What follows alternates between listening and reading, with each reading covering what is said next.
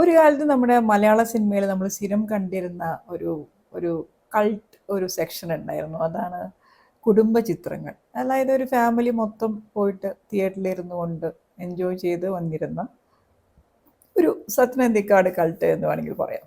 അപ്പോൾ അതിലുണ്ടായിരുന്ന സംഭവങ്ങൾ എല്ലാവർക്കും നമുക്കറിയാം. അത് ഒരു ഫാമിലിയിൽ നടക്കുന്ന പെട്ടെന്ന് ഒരു ഫാമിലിയിൽ ചില കാര്യങ്ങൾ എന്തെങ്കിലുമൊക്കെ സംഭവിക്കും. ഒരു വ്രതത്തിൽ പോകുന്ന ഒരു സ്ഥലത്ത് എന്തെങ്കിലും പുതിയ സംഭവങ്ങളൊക്കെ ഒന്നുണ്ടാവും. അപ്പോൾ ഇതെങ്ങനെ ഈ ഫാമിലി മെമ്പേഴ്സ് ഇതിനെങ്ങനെ എടുക്കുന്നു, അതിനോട് റെസ്പോണ്ട് ചെയ്യുന്നു. ഇതിൽ ഒരുപാട് കാര്യങ്ങൾ ഇൻവോൾവ് ചെയ്യും. അതായത് കുറേ ഇമോഷണൽ പ്ലേ ഉണ്ടാവും, കുറേ മെലോഡ്രാമയ്ക്ക് സ്കോപ്പ് ഉണ്ട്, കുറച്ച് ഹ്യൂമർ അതിൻ്റെ ഇടയിൽ വരും. പിന്നെ ആളുകളുടെ ക്യാരക്ടേഴ്സൊക്കെ എങ്ങനെയാണെന്ന്, മനുഷ്യന്മാർ തമ്മിലുള്ള റിലേഷൻഷിപ്പ് സംഭവങ്ങളൊക്കെ എങ്ങനെയാണ് എന്നുള്ള കാര്യങ്ങളൊക്കെ ഒന്ന് പോർട്രേ ചെയ്യുക. അപ്പോൾ ഇത് വളരെ നമ്മൾ ഈ കാണുന്ന ഓഡിയൻസിന് വളരെ റിലേറ്റബിൾ ആയിരുന്നു. കാരണം അവരുടെ വീടുകളിലൊക്കെ ഇത് സ്ഥിരമായിട്ട് സംഭവിച്ചുകൊണ്ടിരിക്കുന്ന കാര്യങ്ങളായിരിക്കും പലതും. അപ്പോൾ അങ്ങനെ ഒരു സംഭവത്തിൽ ഒരുപാട് സിനിമകൾ വന്നു. അപ്പോൾ ആ ഒരു ഒരു നോസ്റ്റാൾജിയിലേക്ക് ചെറുതായിട്ട് നമ്മളെ ലീഡ് ചെയ്യുന്ന ഒരു പടമാണ് ഭരതനാട്യം. പക്ഷേ ചെറിയ ചില നറേറ്റീവ് ടെക്നിക്സ് അല്ലെങ്കിൽ ചെറിയ ചില ഡിഫറൻസസ് ഇത്തരം സംഭവങ്ങൾ ഡീൽ ചെയ്യുന്നതിൽ കൊണ്ടുവന്നിട്ടുള്ള ഒരു സിനിമയാണ്. അപ്പോൾ അതിൽ ഒരു സ്മോൾ ട്യൂക്കിംഗ് എന്ന് പറയുന്ന സംഭവം തന്നെ ഒരു സിനിമയ്ക്കൊരു വേറെ രീതിയിലുള്ള ഒരു ഒരു ഒരു പേഴ്സണാലിറ്റി കൊടുത്തിരിക്കുന്നു എന്നാണ് എനിക്ക് ഈ സിനിമ കണ്ടപ്പോൾ തോന്നിയത്. ഏതായാലും സിനിമ ഒന്ന് ഡീറ്റെയിൽ ആയും ചെറുതായിട്ടൊന്ന് ഡീറ്റെയിൽ ചെയ്യും. അപ്പോൾ ഇതിലെ സെൻട്രൽ ക്യാരക്ടറായിട്ടുള്ള ഭരതൻ നായരുടെ മകനായിട്ടുള്ള ശശിയും ഇതിലൊരു സെൻട്രൽ ക്യാരക്ടർ തന്നെയാണ്. മേ ബി രണ്ടുപേരുണ്ടെന്ന് നമുക്ക് വേണമെങ്കിൽ പറയാം. അപ്പോൾ ഈ ഭരതൻ നായർ വീട്ടിലേക്ക് ഇടുന്ന ഒരു ബോംബാണ് ശരിക്കും ഈ സിനിമയുടെ ഒരു ചെറിയ തീം എന്ന് പറയുന്നത്. പക്ഷേ ഇത് പ്രസൻറ്റ് ചെയ്യുന്ന ഒരു സമയം തൊട്ട്, കാരണം ഇതൊരു വളരെ ഡെലിക്കേറ്റ് ആയിട്ടുള്ള ഒരു ഇഷ്യൂ ആണ്. അപ്പോൾ ഈ സംഭവം പ്രസൻറ്റ് ചെയ്യുന്ന സമയം തൊട്ട് ഈ സിനിമയുടെ ഒരു ഡിഫറെൻറ്റ് ക്യാരക്ടർ നമ്മൾ കാണാൻ തുടങ്ങും. അതായത് വളരെ കുറച്ച് റിഗ്രറ്റ് ഉണ്ട്, കുറച്ച് സെൻറ്റിമെൻറ്റ്സ് ഉണ്ട്. അതേസമയം അത്ര വലിയൊരു ഗിൽറ്റി ഒന്നും ഇല്ല ഇത്തരമൊരു സംഭവം ചെയ്തതിനോട്. ഇതാകെപ്പാടെ ഉണ്ടാകുന്നൊരു പ്രശ്നം എന്ന് പറയുന്നത് ഓൾ ഓഫ് എ സഡൻ ഇത് ഒരു പ്രത്യേകമായിട്ടുള്ളൊരു സാഹചര്യത്തിൽ ഒരു ക്രിട്ടിക്കൽ മൊമെൻറ്റിൽ എന്ന് വേണമെങ്കിൽ പറയാം റിവീൽ ചെയ്യേണ്ടി വന്നു. അപ്പോൾ അത് റിവീൽ ചെയ്ത് സംസാരിക്കുമ്പോൾ തന്നെ ശശിയാണ് മൂത്ത മകൻ, നമ്മുടെ സൈജു കുറുപ്പ് ചെയ്യുന്ന ക്യാരക്ടറാണ്. സൈജുവിൻ്റെ തന്നെ ഒരു ആദ്യത്തെ പ്രൊഡക്ഷൻ വെഞ്ചറും കൂടിയാണ് ഭരതനാട്യം. അപ്പോൾ സൈജു ഈ ക്യാരക്ടറിനോട് പറയുന്ന ചില ഡയലോഗ്സൊക്കെ അതായത് സ്വന്തം അച്ഛനാണ്. അച്ഛൻ ഈ ഒരു സംഭവം റിവീൽ ചെയ്യുമ്പോൾ അച്ഛനോട് സൈജു പ്രതികരിക്കുന്ന രീതി, അല്ലെങ്കിൽ ശശി എന്ന് പറഞ്ഞ ക്യാരക്ടർ പ്രതികരിക്കുന്ന രീതി ഭയങ്കര രസമായിട്ട് തോന്നുന്നൊരു സംഭവമാണ്. കാരണം ഇങ്ങനെയും പ്രതികരിക്കാമല്ലോ എന്ന് നമുക്ക് തോന്നുന്നൊരു സംഭവം. മുന്നേ നമ്മൾ കണ്ട ഫിലിംസിലൊന്നും ഇതിൻ്റെ ഒന്നും പ്രതികരണങ്ങളൊന്നും ഇങ്ങനെ ആയിരുന്നില്ല. അപ്പോൾ ഇതുപോലെ ഇങ്ങനെ പ്രതികരിച്ചാൽ ഒരു ലൈറ്റ് ഹാർട്ടഡ്ലി നമ്മൾ കാര്യങ്ങൾ എടുക്കുകയാണെങ്കിൽ, കുറച്ച് ഹ്യൂമറൊക്കെ അതിൽ ഇൻകോപ്പറേറ്റ് ചെയ്ത് കാര്യങ്ങളൊന്ന് കാണാൻ ശ്രമിക്കുകയാണെങ്കിൽ നമുക്ക് വലിയ പരിക്കുകളൊന്നും ഇത്രയും വലിയ സംഭവങ്ങളൊന്നും ഇതിലില്ല എന്നൊക്കെ വേണമെങ്കിൽ നമുക്ക് ഇത്തരം സംഭവങ്ങളെക്കുറിച്ച് വേണമെങ്കിൽ ചിന്തിക്കാം. എന്നാലും ശശിക്ക് എന്ന് വെച്ചിട്ട് ശശിക്ക് സൊസൈറ്റീനെയും നാട്ടുകാരെയും അല്ലെങ്കിൽ വീട്ടുകാരെയും ഒന്നും ഒരു പേടിയില്ലെന്നോ അല്ലെങ്കിൽ ഇതൊന്നും അവർക്കൊരു പ്രശ്നമാവില്ല അങ്ങനത്തെ തോട്ടൊന്നുമില്ല. അതെല്ലാം ഉണ്ട്. അപ്പോൾ അതെല്ലാം അതിൻ്റെതായിട്ടുള്ള രീതിയിൽ എങ്ങനെ ഡീൽ ചെയ്യപ്പെടുന്നു എന്നുള്ളതാണ് ഈ സിനിമയുടെ ഒരു തീം എന്ന് പറയുന്നത്. ഇപ്പോൾ ഡെബ്യൂ ആണെങ്കിലും കൃഷ്ണദാസിൻ്റെ സ്ക്രിപ്റ്റ് ക്യാരക്ടേഴ്സിനൊക്കെ ഒന്ന് ബിൽഡ് ചെയ്യുന്ന രീതിയൊക്കെ കുറച്ച് രസമായിട്ട് തോന്നി. ഇപ്പം എല്ലാ ക്യാരക്ടേഴ്സിനും ഈ സിനിമയിൽ അഭിനയിച്ചിരിക്കുന്ന ഈ ഫാമിലി മെമ്പേഴ്സിന് എല്ലാവർക്കും തന്നെ വളരെ ഈക്വൽ ആയിട്ടുള്ള ഒരു ഇമ്പോർട്ടൻസ് സ്ക്രിപ്റ്റ് കൊടുത്തിട്ടുണ്ട്. എല്ലാവരുടെ ഇമോഷൻസും ഗ്രാബ് ചെയ്യുന്നുണ്ട്. പക്ഷെ എല്ലാം ഒരു പർട്ടിക്കുലർ രീതിയിലാണ്. അതായത് നമ്മൾ വിചാരിക്കുന്ന ഒരു ഫോർമാറ്റിലുള്ള റെസ്പോൺസസ് അല്ല കാണുന്നത്. അതിന് ചില കാരണങ്ങളും അത് സ്ക്രിപ്റ്റ് ശരിക്കും ബിൽഡ് ചെയ്ത് വെക്കുന്നുണ്ട്. കാരണം ഇതിൽ ഭരതൻ എന്ന് പറയുന്ന സെൻട്രൽ ക്യാരക്ടർ സായികുമാർ ചെയ്യുന്ന ക്യാരക്ടറാണ്. അപ്പോൾ ആ ഒരു സായികുമാറിൻ്റെ എല്ലാ ന്യൂവാൻസസും അതിൽ ചെറിയ റിഗ്രറ്റുകളുണ്ട്, ചെറിയ സെൻറ്റിമെൻറ്റ്സ് ഉണ്ട്, ഹ്യൂമറുണ്ട്.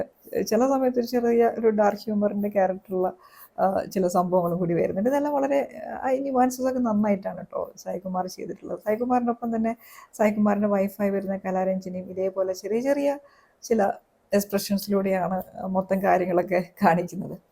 അപ്പോൾ ഈ ഇങ്ങനൊരു സംഭവം ഇവരെ വീട്ടിലുണ്ടാകുമ്പോൾ ഇതിലൊരു ഭയങ്കര രസകരമായിട്ട് തോന്നിയൊരു കാര്യം എന്ന് പറഞ്ഞത്, എല്ലാവർക്കും അറിയുന്നൊരു സംഭവമാണ്. ഈ വീടായാലും ഇതിൻ്റെ പ്രോപ്പർട്ടി ആയാലും എല്ലാം ഭരതൻ്റെയാണ്. അപ്പോൾ ഈ അച്ഛൻ്റെ കയ്യിലിരിക്കുന്ന ഈ സംഭവം, അപ്പോൾ ഇതിൽ സ്ത്രീകളെല്ലാവരും വളരെ മാട്രിയാർക്കി പ്രിവിലേജ് എൻജോയ് ചെയ്യുന്ന സ്ത്രീകളാണ്. അപ്പോൾ അതിൻ്റെ കൂടെ നിൽക്കുന്ന അവരുടെ ഹസ്ബൻഡ്സ് എന്ന് പറയുന്നത് അവർ ചെയ്യുന്നൊരു സംഭവം എന്താണ്, അവർ സർവൈവൽ എന്തായാലും ഈ വീട്, അവർക്ക് ഈ വീട് ഇവിടെ സ്റ്റേയും ഇവിടെ വളരെ എസെൻഷ്യലാണ്. അപ്പോൾ ഒരു സർവൈവലിനെ എഫക്റ്റ് ചെയ്യാത്ത രീതിയിൽ ഇതിൽ മറ്റ് സെൻട്രൽ ക്യാരക്ടറായിട്ടുള്ള മൂത്ത മകനായിട്ടുള്ള സൈജു കുറുപ്പിൻ്റെ ക്യാരക്ടറിനെ വളരെ ഇതിൻ്റെ ഒരു ഈ സെൻട്രൽ ക്യാരക്ടറിൻ്റെ ഏറ്റവും വലിയ സ്പെഷ്യാലിറ്റി എന്ന് പറഞ്ഞാൽ ഒന്നും ഡ്രൈവ് ചെയ്യുന്നില്ല, ആള് ഒരു ലീഡറേ അല്ല. ആള് ഈ ശശി എന്ന് പറഞ്ഞ ക്യാരക്ടർ ബീയിങ് ലെഡ് ആണ്. അതായത് ആരെന്ത് പറഞ്ഞാലും ആള് ചെയ്യാൻ വില്ലിങ് ആണ്. അത്രയും ഒരു വൾണറബിൾ ആയിട്ടുള്ള ഒരു ക്യാരക്ടറാണ്. അപ്പോൾ ഇതുപോലെ ഇവരുടെ ഒരു എക്സിസ്റ്റൻസിനെ ബാധിക്കാതെ ഇയാളെ ഫോഴ്സ് ചെയ്യിപ്പിച്ചുകൊണ്ട് അച്ഛനോട് എങ്ങനെ കാര്യങ്ങൾ അവതരിപ്പിക്കാം എന്ന ഒരു ഫൈറ്റ് മോഡിലോ ഒന്നുമല്ല, വളരെ വ്യക്തമായിട്ട് കാര്യങ്ങളൊന്ന് അവതരിപ്പിക്കണം. എന്നിട്ട് കാര്യങ്ങളൊക്കെ ഒന്ന് അറിയണം, എന്തൊക്കെയാണ് ഇനി ഇങ്ങനത്തെ ഒരു സംഭവം ഉണ്ടായതിനു ശേഷം ഈ വീട്ടിൽ മാറാൻ പോകുന്ന സിറ്റുവേഷൻസ് എന്തൊക്കെയായിരിക്കും. അത് ഭയങ്കര രസമായിട്ടാണ് സിനിമ ഡീൽ ചെയ്തിരിക്കുന്നത്. അത്തരം ഷോട്ടുകൾ കുറച്ച് നോസ്റ്റാൾജിയ നമുക്ക് കൊണ്ടുവരുന്ന വിധത്തിലുള്ള വളരെ ജെന്യുവൻ ആയിട്ടുള്ള നമ്മുടെ പഴയ ഫാമിലി പ്രമിസസും അങ്ങനത്തെ കാര്യങ്ങളൊക്കെ കാണിച്ചുകൊണ്ട് ആ ഷോട്ടുകളൊക്കെ ഇഷ്ടപ്പെട്ടു. ഈ സിനിമയുടെ ഒരു ഭയങ്കര രസകരമായിട്ട് തോന്നി വേറെ സംഭവമാണ് സൗണ്ട് ഡിസൈൻ. നല്ല രീതിയിലാട്ടോ അത് വർക്ക് ചെയ്യുന്നത് സിനിമയിൽ.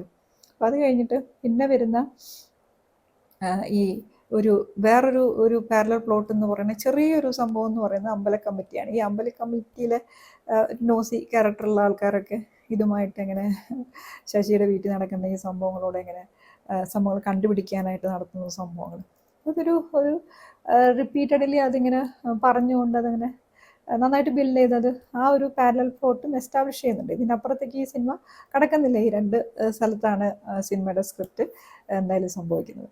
വളരെയേറെ പ്രിഡിക്റ്റബിൾ ആയിട്ടുള്ള എൻഡാണ് ഈ സിനിമയ്ക്കുള്ളത്. നമ്മൾ ഒരുപാട് സിനിമകളിൽ മുന്നേ കണ്ടിട്ടുള്ള ഒരു പ്രിഡിക്റ്റബിൾ സീനും കൂടിയാണ്. പക്ഷേ ഈ സിനിമയുടെ എന്താ പറയുക, ഇപ്പോൾ ജെന്യുവൻ ആയിട്ടുള്ള ക്യാരക്ടേഴ്സിൻ്റെ റെസ്പോൺസസ് ആയാലും ഇമോഷൻസ് എക്സ്പ്രസ് ചെയ്യുന്നതായാലും അതുപോലെ പിന്നെ ഹ്യൂമർ, ഇതെല്ലാം ഒരു റൈറ്റ് പ്രൊപ്പോർഷനിൽ ഒരു മോഡറേറ്റ് ആയിട്ടാണ് സിനിമ കൊണ്ടുവന്നത്. പിന്നെ ഈ സിനിമ ഒട്ടും മെലോ ഡ്രാമയ്ക്ക് ഒരു സ്കോപ്പും കൊടുക്കുന്നില്ല എന്നുള്ളതും ഒരു സ്ക്രിപ്റ്റിൻ്റെ ഒരു സ്പെഷ്യാലിറ്റി ആയിട്ട് തോന്നി. പിന്നെ ക്യാരക്ടേഴ്സ് എല്ലാവരും നല്ല രീതിയിൽ അത്യാവശ്യം, ഇപ്പോൾ ശ്രീജ രവി ഡബിങ് ആർട്ടിസ്റ്റ് ആയിട്ടുള്ള ശ്രീജ രവി ഇപ്പോൾ പല സിനിമകളിലും കാണുന്നുണ്ട്. അത്യാവശ്യം കുഴപ്പമില്ലാതെ ആ ഒരു റോള് ഡീൽ ചെയ്തിട്ടുണ്ട്. പിന്നെ അതുപോലെ ഇതിൽ അഭിനയിക്കുന്ന ട്വിൻസ്, ബാക്കി ആക്ടേഴ്സ് എല്ലാവരും തന്നെ അവരുടെ റോൾസിനോടൊക്കെ ഒരു ജസ്റ്റിസ് ചെയ്തിട്ടുണ്ട്. അങ്ങനെ എല്ലാം കൊണ്ടും നമുക്കൊരു വൺ ടൈം വാച്ചബിൾ ആയിട്ടുള്ള ഒരു കൊച്ചു സിനിമ എന്നൊക്കെ പറയാവുന്ന ഒരു ഫാമിലി ഒരു ഓറിയൻറ്റേഷനുള്ള ഒരു ചെറിയ സിനിമ എന്ന് പറയാവുന്നൊരു സിനിമയാണ് ഭരതനാട്യം. അപ്പോൾ ഭരതനാട്യത്തിൻ്റെ ഏറ്റവും വലിയ ഫ്ലോ എന്ന് പറയുന്നത് ഈ സിനിമയിൽ ഒരു ഹൈ മൊമെൻറ്റ് പോലും നമുക്ക് പിക്ക് ചെയ്യാനില്ല എന്നുള്ളതാണ്. ഒരേ ഋതത്തിൽ ഒരേ ഫ്ലോയിൽ വളരെ മോഡറേറ്റ് ആയിട്ട് പോകുന്ന ഒരു സോഫ്റ്റ് ഹാർട്ടഡ് ഫിലിമാണ് ഭരതനാട്യം.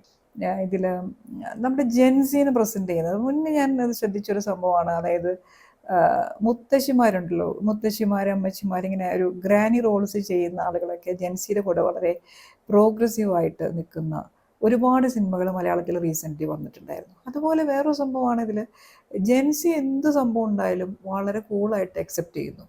അങ്ങനെ ഒരു നോട്ട് ഈ സിനിമയിലും കണ്ടു. പല സിനിമയിലും ഇതിൻ്റെ ഒരു റിഫ്ലക്ഷൻ ഉണ്ട്. അപ്പോൾ ഇതിലും ഇതിൻ്റെ ഇതുപോലത്തെ ഈ ട്വിൻസിൻ്റെ ക്യാരക്ടർ അതാണല്ലോ, അവരുടെ ബോണ്ടിങ് അതാണല്ലോ കാണിക്കുന്നത്. ശരിക്കും ഇങ്ങനെയാണോ ജെൻസി ബിഹേവ് ചെയ്യുന്നതെന്നൊരു ഡൗട്ട് ഈ സിനിമ കണ്ടപ്പോൾ എനിക്കൊന്നു. നിങ്ങൾക്ക് അറിയാവുന്നതൊന്ന് ഒന്ന് കമൻറ്റ് ചെയ്യണേ. പിന്നെ വേറൊരു കാര്യം എന്ന് വെച്ചാൽ സൈജു കുറുപ്പ് എന്ന് പറഞ്ഞ ആക്ടർ, സൈജു ഒരു OTT ഫിലിം ആക്ടറാണോ എന്ന് പോലും എനിക്കൊരു ഡൗട്ട് വരുന്നത്. കാരണം വെച്ചാൽ ഒരുപാട് ഫിലിംസ് നമ്മൾ ഇങ്ങനെയൊക്കെ തിയേറ്ററിലൊന്നും പോയി കാണാത്ത, അധികമൊന്നും ചിലപ്പോൾ നമ്മൾ അത്ര അങ്ങോട്ട് ഒരു അറ്റൻഷൻ ക്യാച്ച് ചെയ്യാത്ത ഒരുപാട് സിനിമ OTTയിൽ വരുന്ന മിക്ക സിനിമകളിലും സൈജു ആണ് ക്യാരക്ടർ, സൈജു ആണ് ഹീറോ, അല്ലെങ്കിൽ ഒരു മെയിൻ റോള് ചെയ്യുന്നത് സൈജു ആണ്. സൈജുവിന് ആ ഒരു രീതിയിലുള്ള, അതായത് ഒരുപാട് നല്ല രീതിയിൽ ഇവോൾവ് ചെയ്ത് വരുന്ന ഒരു ആക്ടറാണ് സൈജു. ഇപ്പോൾ മയൂഖം തൊട്ട് അതിലൊക്കെ ഉള്ള പെർഫോമൻസ് ഒന്നും തുടക്കത്തിലുള്ള പെർഫോമൻസ് ഒന്നും നമുക്ക് അത്ര ഒരു ഇമ്പ്രസീവായിട്ട് തോന്നില്ലെങ്കിലും ഇതിന് ശേഷമുള്ള ഇത്രയും വർഷത്തെ ഒരു ജേണിയിൽ സൈജുന് ഒരുപാട് ഇവോൾവ്മെൻറ്റ് ഉണ്ടായിട്ടുണ്ട്. റോളുകൾ ചെയ്യുന്നതിൽ ഒരുപാട് വെറൈറ്റി ടൈപ്പ് ഓഫ് റോളുകൾ സൈജു ചെയ്ത് കഴിഞ്ഞു. അപ്പോൾ അതുപോലൊരു റെക്കഗ്നിഷൻ സൈജുന് നമ്മൾ കൊടുക്കുന്നുണ്ടോ എന്നൊരു ഡൗട്ട് കൂടി ഈ സിനിമ കണ്ടപ്പോൾ എനിക്കുണ്ടായി. അപ്പോൾ അതൊക്കെയാണ് ഭരതനാട്യത്തെക്കുറിച്ച് പറയാനുള്ളത്. നമുക്ക് വേറൊരു സിനിമയ്ക്കായിട്ട് അടുത്ത് തന്നെ കാണാം. Thank you so much for watching.